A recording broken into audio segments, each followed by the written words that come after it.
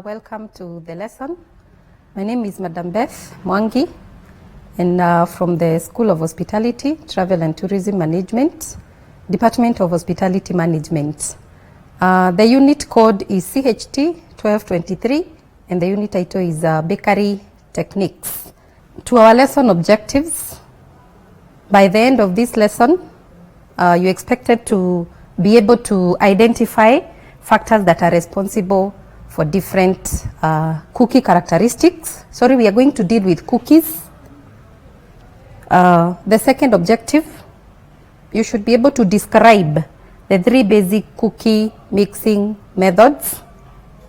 And the third objective, you should be able to describe the preparation of 7 basic cookie types. So what is a cookie by definition? So a cookie actually means a small cake, and actually cookies are made in the same manner with the cakes.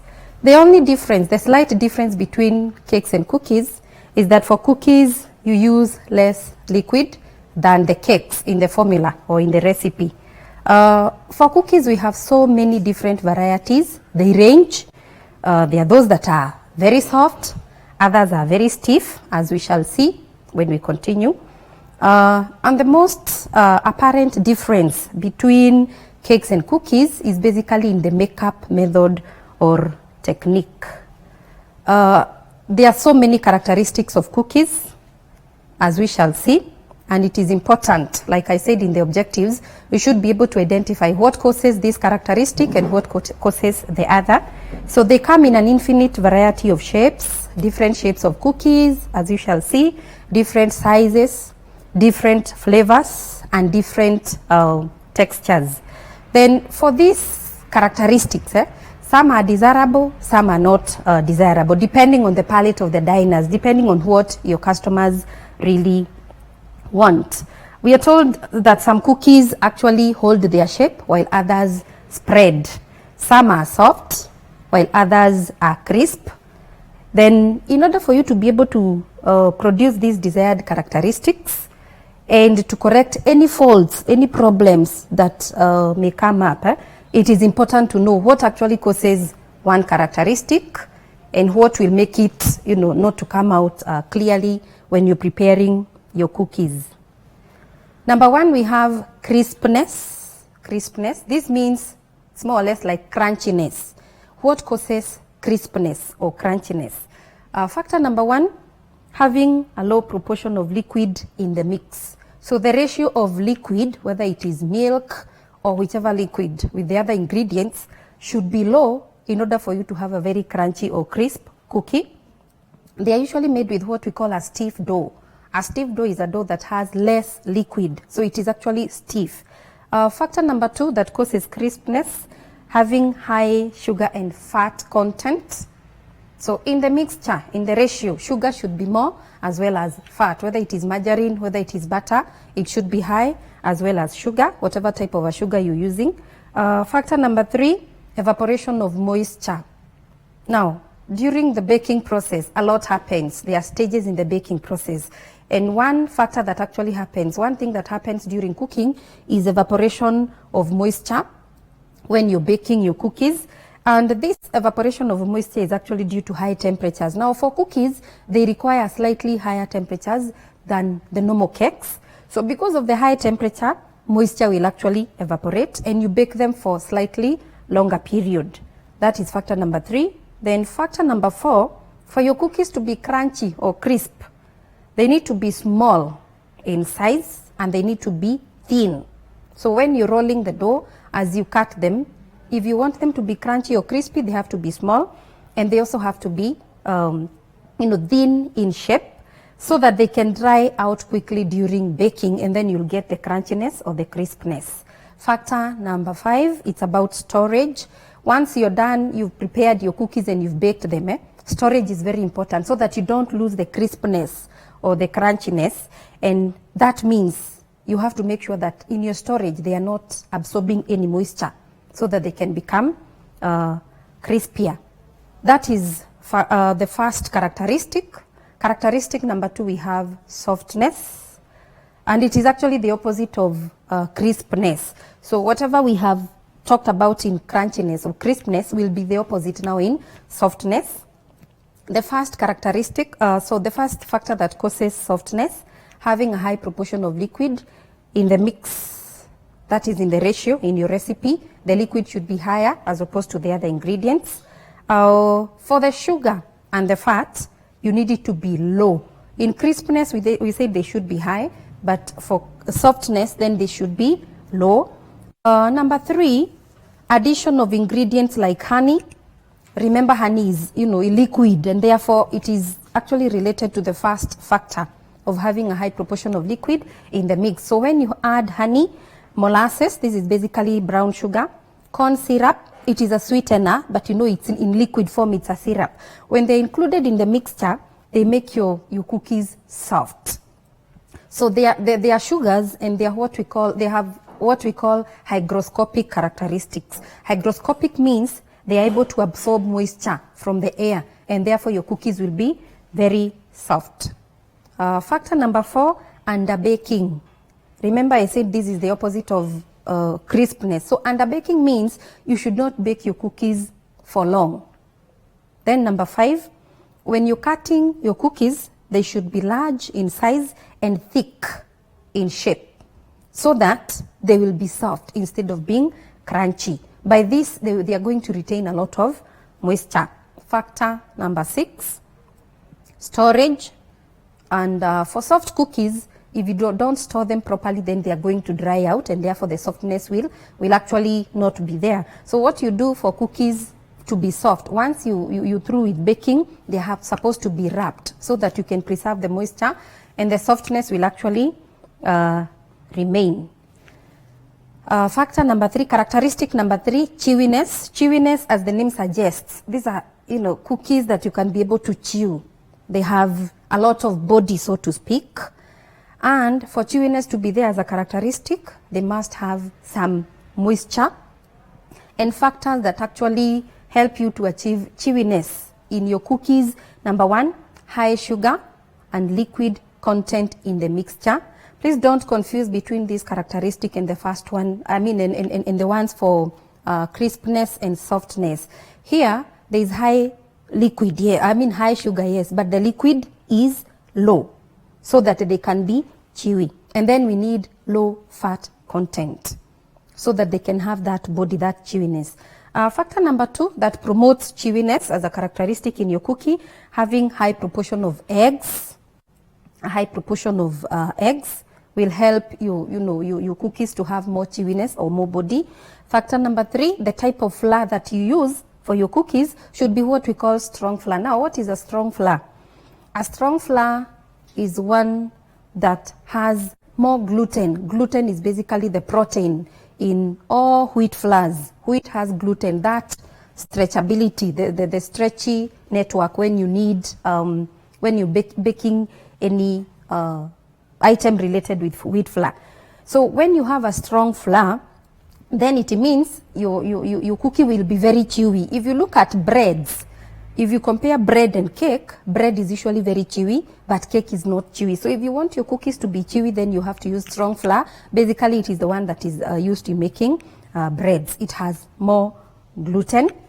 The 4th characteristic is actually spread. Spread, that means, as the name suggests, when you place your cookies on the baking sheet, they spread. They are, they like widen. They take a larger surface area on the baking sheet, and there are several factors that contribute to either spread or lack of it. The first one, sugar as an ingredient. When you have a high sugar content, it increases spread. So when you have more sugar, your cookie will actually be wider, or it will spread more when you have a high sugar content. And the sugar that is required in this case is what we call granulated sugar. This is basically coarse sugar, the normal table sugar, not the very refined sugars that are usually grounded like icing sugar or caster sugar. So when you have it, it increases spread in your cookie. But when you have the fine sugar, the very refined sugar like the caster sugar or the icing sugar, it decreases the spread. So that is factor number 1, sugar. Factor number 2, leavening, use of a leavening. Now, a leavening agent is an agent that helps baked products actually rise. So having a leavening agent makes your cookies to be more spread, to have more spread. For example, baking soda is one.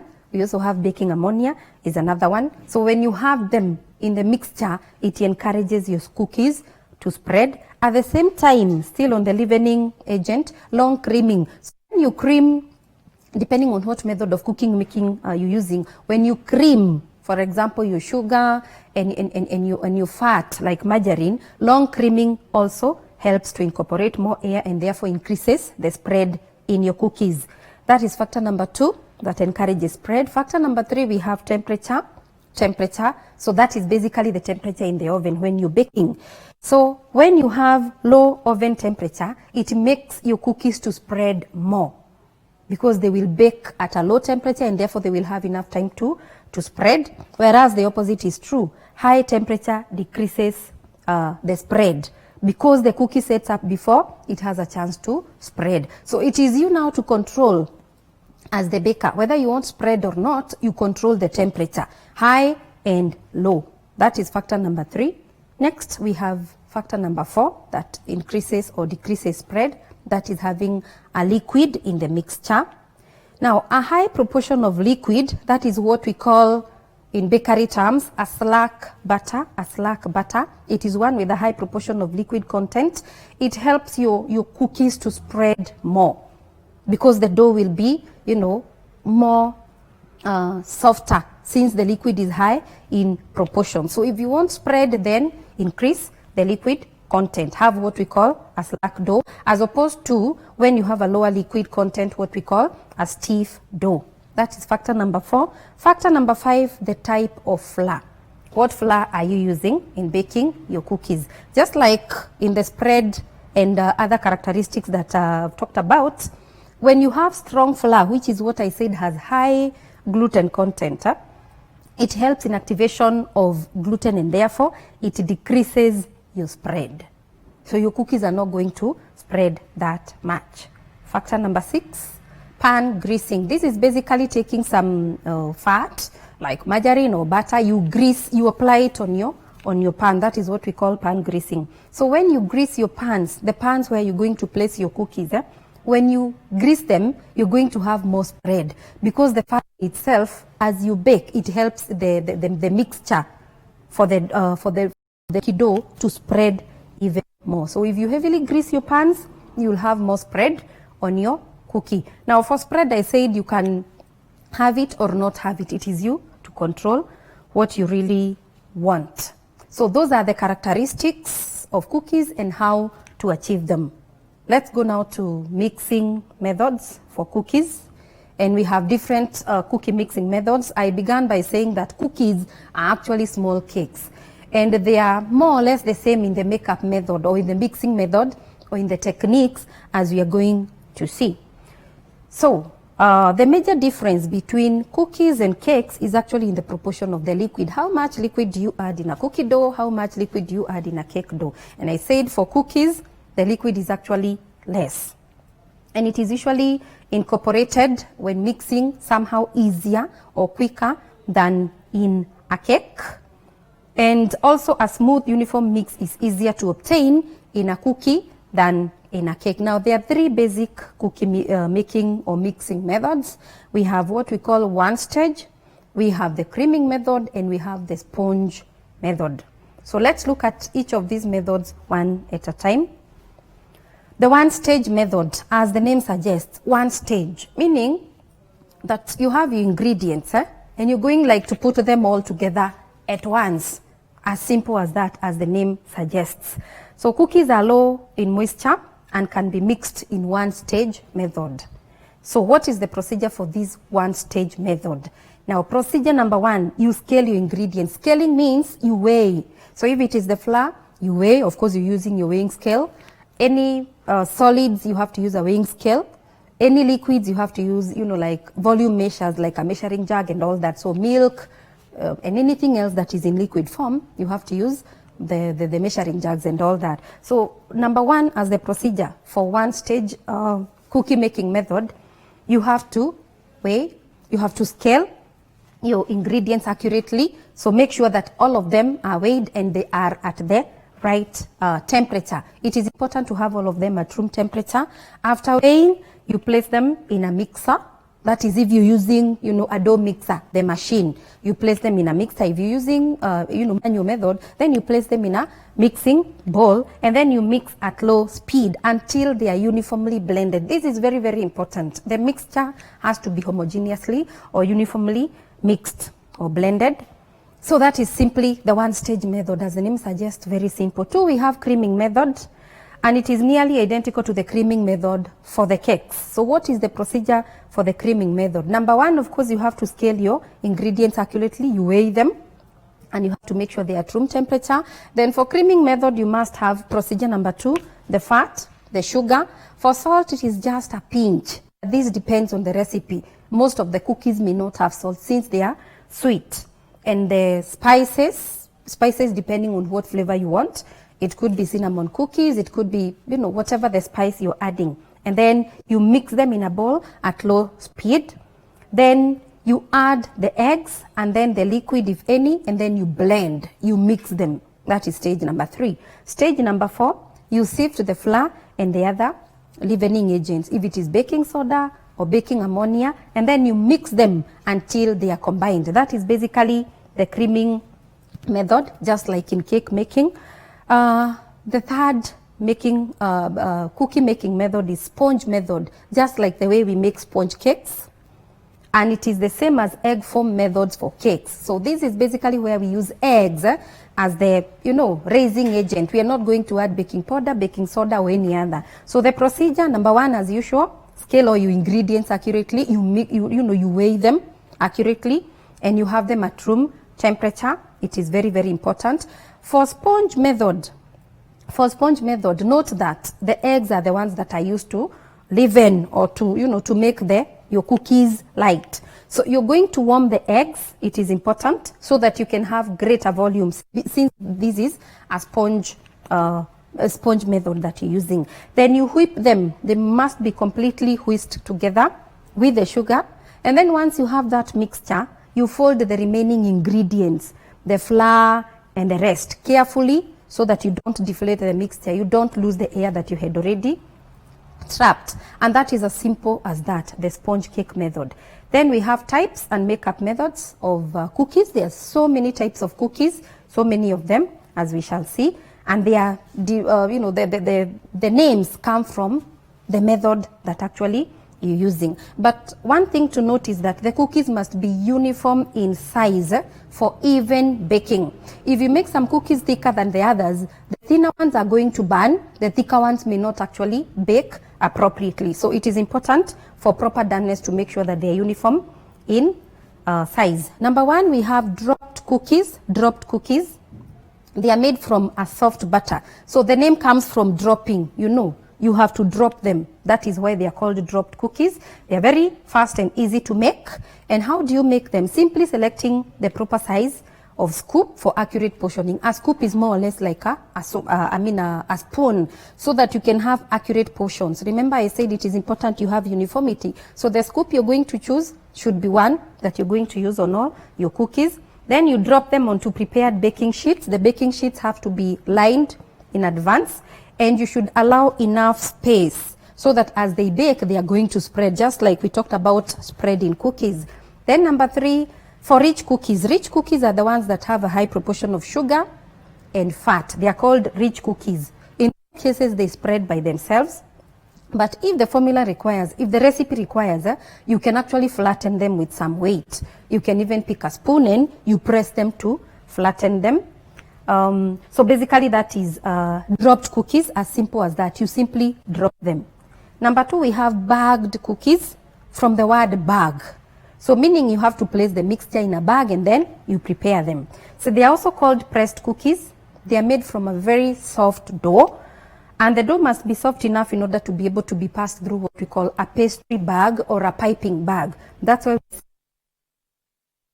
you have to pass the dough, the mixture, through a bag, and then you pipe them into whichever shape. So the procedures: number one, you fit in a pastry bag, with a tip of the desired size. It's you now to determine, do you want large cookies or small cookies? And then you fill that bag with the cookie dough.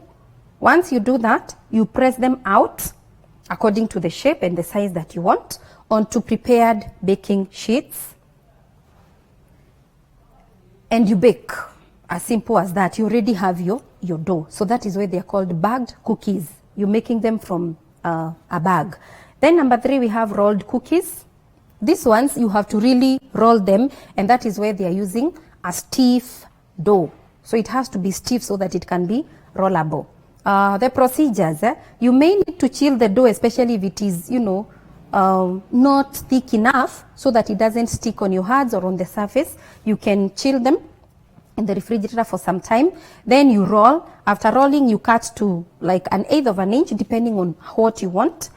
And then you place them on a flat surface, a surface that has, the working surface should be dusted with flour so that it doesn't stick. And then we are told you should use very little flour, because too much flour will make them tough. Okay.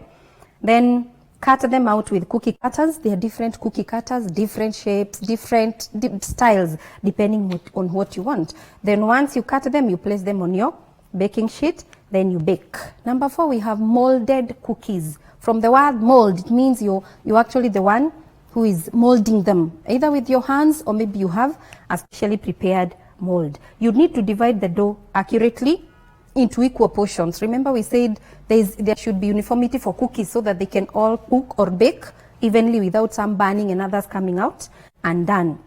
You mold them into the desired shape by simply flattening them out with a weight, or I said even with your hands. Then the pieces may be shaped by hand to crescents, fingers, any other shapes. Remember, I said that cookies come in a variety of styles and shapes, so it's you now to determine. Then continuation of the molded cookies. You roll the dough into cylinders, depending on the thickness you want. It could be 1 inch, it could be more. If necessary, you may refrigerate it so that it is easy to handle. Then with a knife, you cut the roll into whatever size you require. And then you place them in prepared baking sheets, and you leave space so that as they cook, they can spread enough. You can flatten them with a weight, maybe a weight that is like a can or a spoon, or anything. And I said there's an alternative method. You can even shape them with your own hands. That's why we call them molded cookies, meaning you're the one who is actually molding these cookies. Number five, we have icebox cookies. Icebox cookies, as the name suggests, there is icebox. So it's like you're placing them in an icebox and then refrigerating them. So they're also called, the icebox method is also called the refrigerator method. Now this one is ideal for operations or food service operations or restaurants or food joints that requires to have fresh cookies all the time. When their customers come, they can have fresh cookies. So they are prepared and then placed and then cooked as customers, baked as customers order for them. The rolls of dough may be made in advance and then stored. Then they can easily be cut and baked as needed. So first, you have to scale the dough into uniform pieces. I still insist on uniformity, depending on whether you want large ones or small ones. Then form the dough into cylinders of whichever diameter or length you want, depending on your desired shapes. Wrap them in parchment waxed papers. This is a paper that will be able to protect them against loss of any moisture. And then you place them in baking sheets and you allow enough space between cookies so that if they're baking, they can be able to spread enough, and then you bake. Then we have bar cookies. As the name suggests, these ones are made in long bars. Then they are baked and then they are cut. You need to scale the dough, first of all, into 800 or 500 grams for smaller cakes, depending on what you want. Shape them into some cylinders. Then you place them into strips, each on greased pan, but you space them well apart. You can flatten them into whichever thickness you want. And if required, you can egg wash them or brush them with some egg wash. Egg washing helps to give them a sheen, or a sparkle as they bake.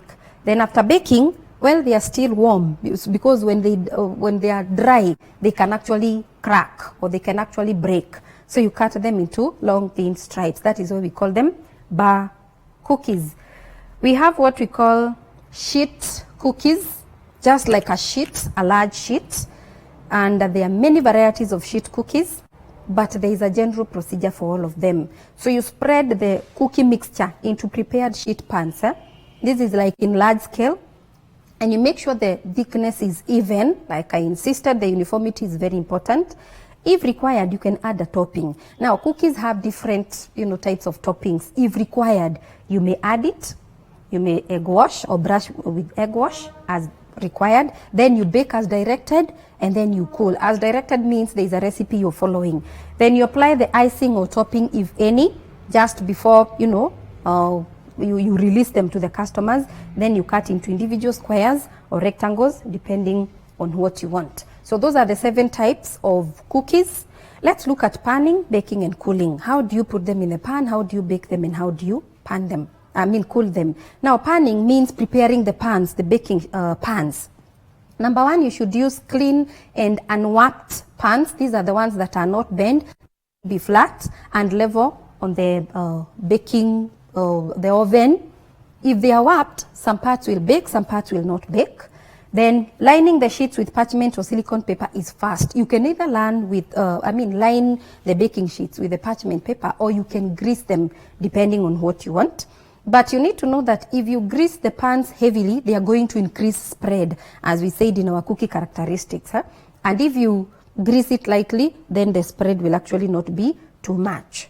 But we are told that some high-fat cookies can be baked on ungreased pans because they have their own fat. As they bake, of course, it is going to ooze and it's going to make them spread on their own. That is panning, placing them on pans. Then we have baking. Most cookies are baked at a relatively high temperature for a short time. That is the difference between them and cakes, but you have to bake them for a short time, otherwise they are going to burn. Too low temperature increases spreading and will produce hard, dry, pale cookies. Pale cookies that are not looking golden brown and that are not maybe really appealing. Too high temperature decreases spreading and may burn some cookies. So you have to be careful on the temperature. And we are told even 1 minute of overbaking can burn your cookies. So be very careful and vigilant on the temperature when you're baking. Then for doneness is that completeness, that they are completely baked. It is indicated by color. Good cookies will have a light golden color. And you can tell with your sense of sight that your cookies are actually baked, and therefore you can remove them from the oven. So for some rich doughs, those that have high fat and high sugar, they can actually burn at the bottom. So be careful. It's important. Then cooling. How do we cool our cookies? Once we are done with the baking, remove them from the pans while they are still warm. If you allow them to still remain on the pan, sometimes they may stick, and dislodging them, removing them, sometimes may make them actually crack. If they are very soft, do not remove them from the pan until they are cool enough. Then do not cool them too rapidly because they can actually crack.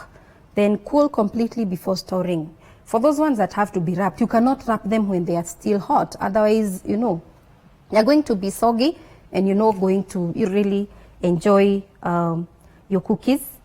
So those are the 3 stages: panning, baking, and cooling. And I said cookies are made in an infinite varieties of shapes, styles, colors, flavors, and all that. So we have some just examples or types of cookies that are available.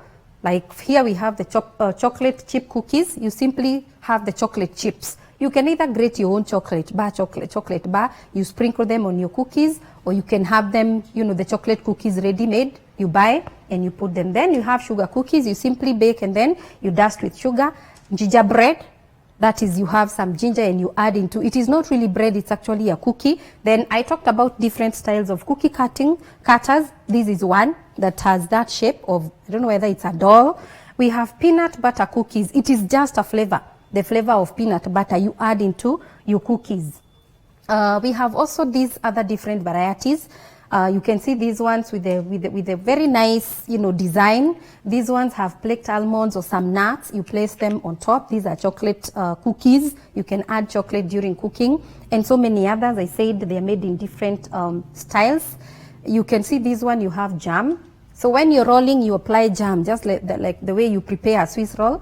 You apply, some jam, and then when you cut, This is basically how it will come out. You can decorate them into very fancy shapes and styles like what you have here. You can see this, you make like a buttercream, a chocolate buttercream, then you pipe it on top of your cookies, and they really look good, eye appealing. These still are types of cookie shapes and flavors. You can use round, you can use oblongs, you can use, like these ones are round, these ones are they square, the round ones and all that. So you can be as creative as possible in cookie making. These ones even have those, the sprinkles, like the cake sprinkles and all that. And they're looking so good. Different varieties, different shapes to suit your different customers or clienteles. These ones are sugar cookies. You simply use sugar and then you even dust on top with the sugar. Then you have the nice sprinkles on top. You have the Christmas cookies with different, shapes of cookie cutters, like these ones that look like dolls. You can see all this. All those are, styles. Oatmeal cookies. Now, there are people, diners, who are very, conscious about what they want. There are those who want oatmeal. It is more healthier. It is more nutritious. You can still use it to make your cookies. Then you can add some dried fruits like raisins, currants, sultanas, and your cookies are looking really good. So the list is actually endless. There are many. And as you can see, these are stuffed cookies. They are cookies, but you pipe them with some buttercreams prepared. You can, put two together, and they are really looking good. So you can be as creative as you can be in cookies, and you can have a variety of them. You can actually make a lot of money by making your cookies and selling them to your customers. They are very fast to make, and they are very flexible, and there are so many styles that you can use to prepare cookies. So that's, and we also have this, just like the other ones I had showed you. There are different varieties. So you can be as creative as you are. These ones, you're using some sprinkles, like the ones for cake. You can, different colors depending on really what you want. And your customers will really like it. So that is the end of our lesson. I hope you've really gotten something. You can even practice even now at home how to make different cookies instead of being idle, and you can make good money. So thank you so much. Until next time. These televised lectures supplement our robust online learning going on our MKU online platform.